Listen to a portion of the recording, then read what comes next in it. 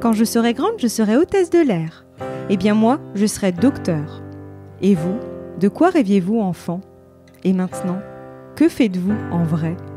Et si avant de se questionner sur le sens que l'on souhaite donner à sa vie, il était temps de s'autoriser à être soi-même?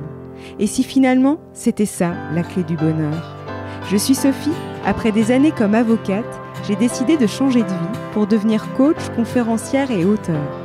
J'accompagne les personnes qui se sentent en décalage avec les autres à être soi et prendre leur place pour une vie choisie, riche et épanouie. Chaque jeudi, je partage avec vous, seul ou avec mes invités, des conseils et des réflexions pour mieux se connaître, cultiver sa confiance et son estime de soi et reprendre les rênes de sa vie. Avez-vous conscience de votre valeur? Lorsque je parle de valeur, j'entends par là l'estime de soi, qui ne doit pas venir de l'extérieur mais de l'intérieur. Souvent, nous cherchons la reconnaissance dans le regard des autres, sans même nous en rendre compte, et ainsi nous nous mettons en veilleuse, en attendant qu'eux.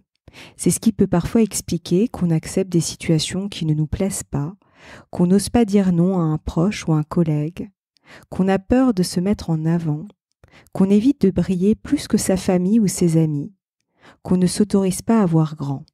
C'est plus ou moins conscient, mais c'est souvent à l'origine de beaucoup de frustration et donc d'un réel manque d'épanouissement. Ça peut toucher toutes les sphères de notre vie.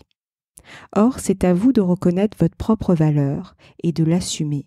Parce que oui, nous avons chacune et chacun d'entre nous de la valeur.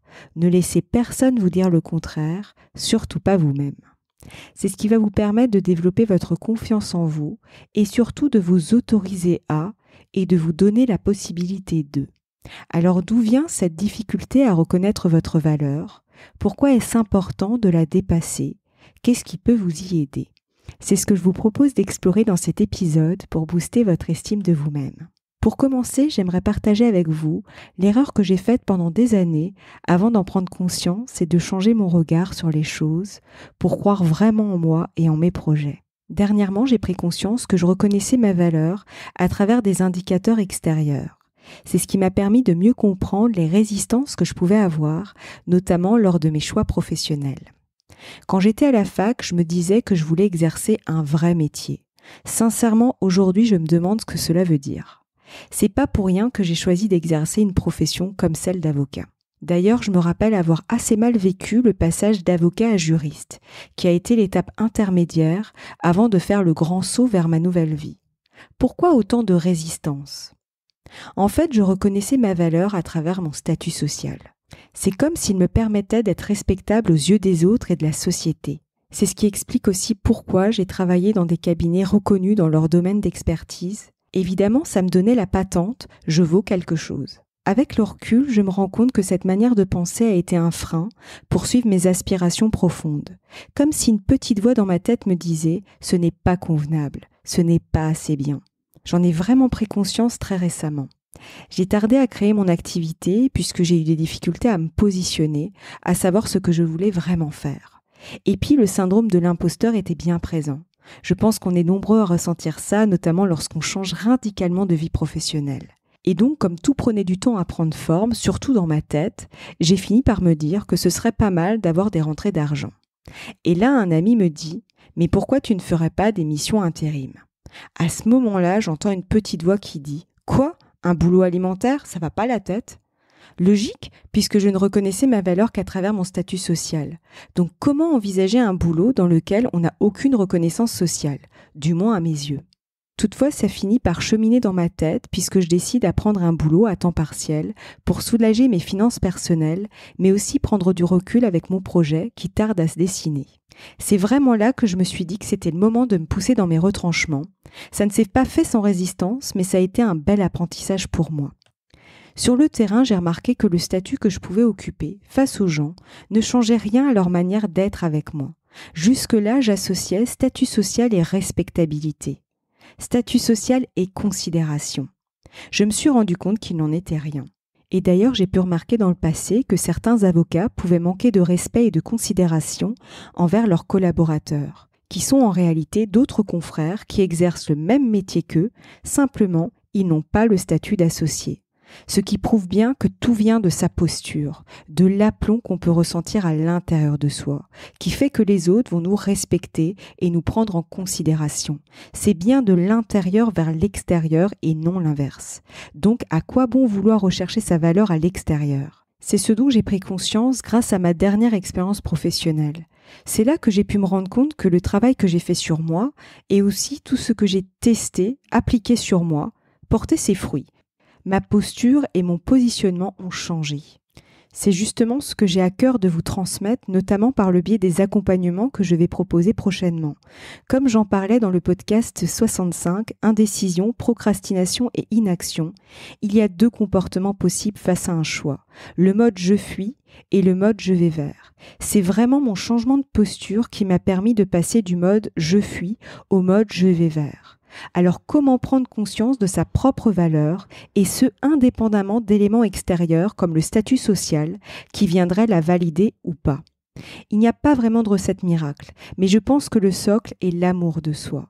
Sans développer et cultiver l'amour de soi, il est difficile de s'octroyer de la valeur. Si on passe son temps à valoriser les autres en négligeant ses envies et ses besoins, son estime de soi ne peut être qu'au plus bas. En effet, l'estime de soi s'entretient comme un muscle. Si on n'en prend pas soin, elle peut vite baisser. Pour moi, tout a commencé lorsque j'ai arrêté d'accepter l'inacceptable. J'ai d'ailleurs eu l'occasion d'en parler dans un précédent podcast. Pendant longtemps, j'attendais que les autres me prennent en considération, voire qu'ils répondent à mes propres besoins, que je n'exprimais même pas. En fait, j'attendais qu'ils les devinent d'eux-mêmes, comme s'ils étaient dans ma tête. C'est quelque chose que j'ai bien sûr conscientisé par la suite. Le premier pas pour en sortir a été de m'offrir des moments pour moi. Ça a débuté avec mes séances d'hypnose parce qu'en fait c'était des moments rien que pour moi qui me permettaient de me couper de toutes les agressions extérieures. C'était mon cocon et puis j'ai commencé à en prendre goût. À cette période, j'ai lu énormément de livres pour mieux me connaître et finalement aller à ma rencontre. Ensuite, je me suis intéressée aux relations aux autres et notamment à la manière dont on pouvait mieux communiquer avec les autres. En effet, c'est important d'apprendre à se positionner face à l'autre pour mieux se faire respecter. Pour changer une situation, ça passe par nous et après les choses bougent, les choses évoluent. Par exemple, si une de vos relations avec un proche vous semble déséquilibrée parce que vous avez le sentiment de donner plus que vous recevez, c'est en changeant votre posture face à l'autre que la relation va évoluer. Alors l'autre peut ne pas accepter ce changement de posture. Dans ce cas, la relation sera peut-être amenée à s'arrêter, mais ce sera sans doute au bénéfice d'autres relations plus équilibrées. À ce propos, j'aimerais insister sur un point qui me semble important. Nous ne sommes pas seuls dans une relation. Nous avons chacun notre propre part de responsabilité. Si nous jugeons utile de changer notre posture face à un de nos interlocuteurs, sa réaction lui appartient. Dans le sens, il est en droit d'accepter ou non ce changement de posture. Et là, il est vraiment important de rester fidèle à soi, puisqu'on peut être tenté de nous adapter à l'autre et donc de laisser de côté ses bonnes résolutions pour que la relation se poursuive. C'est quelque chose que j'ai fait régulièrement dans le passé. Je me disais, maintenant ça suffit, je dirai non la prochaine fois. Sauf qu'une fois que je me retrouvais face à l'autre et que je voyais bien que ça passerait pas, je retombais dans le « je fais plaisir », ce qui revenait à m'oublier pour l'autre et finalement ne pas être fidèle à moi-même. Or, plus vous serez à l'écoute de vos envies et de vos besoins, plus vous gagnerez en estime de vous-même et donc en confiance en vous, les deux étant intimement liés. C'est en disant et faisant certaines choses, alors que vous pensez autre chose dans votre tête, que votre estime de vous-même va baisser. C'est pour cela que vos relations peuvent être un bon indicateur pour vous rendre compte où est placé le curseur. Il s'agit de vous poser les questions suivantes. Est-ce que je reçois autant que je donne ? Par exemple de mon temps, de l'argent, etc. Est-ce que je suis à mon écoute lors de mon interaction avec l'autre ? Ou au contraire, est-ce que j'ai tendance à répondre aux attentes de l'autre en laissant de côté mes envies ? Et si vous vous rendez compte que vous avez tendance à vous oublier, commencez par instaurer des petits moments de 5 à 10 minutes par jour, rien que pour vous. Durant ces moments, vous pouvez faire des exercices comme lister les 3 réussites du jour. C'est un excellent exercice. Généralement, on ne retient comme réussite que les choses importantes, comme décrocher un nouveau contrat, un entretien d'embauche, etc. L'objectif va être de relever quelque chose qui a été profitable pour vous, qui vous a fait plaisir.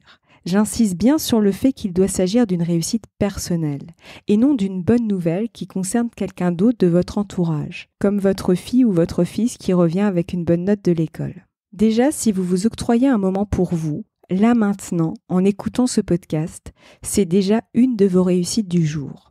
Ça peut vous paraître simplet, mais lorsqu'on a pris l'habitude de penser aux autres avant de penser à soi, on a tendance à s'en demander beaucoup. Et donc on met la barre haut, voire trop haut. Je parle en connaissance de cause. Je fais partie des personnes extrêmement exigeantes avec elles-mêmes, qui ne voient que les grandes réussites. Et d'ailleurs, la première fois que j'ai fait ce type d'exercice, j'ai commencé par lister les 100 réussites de ma vie.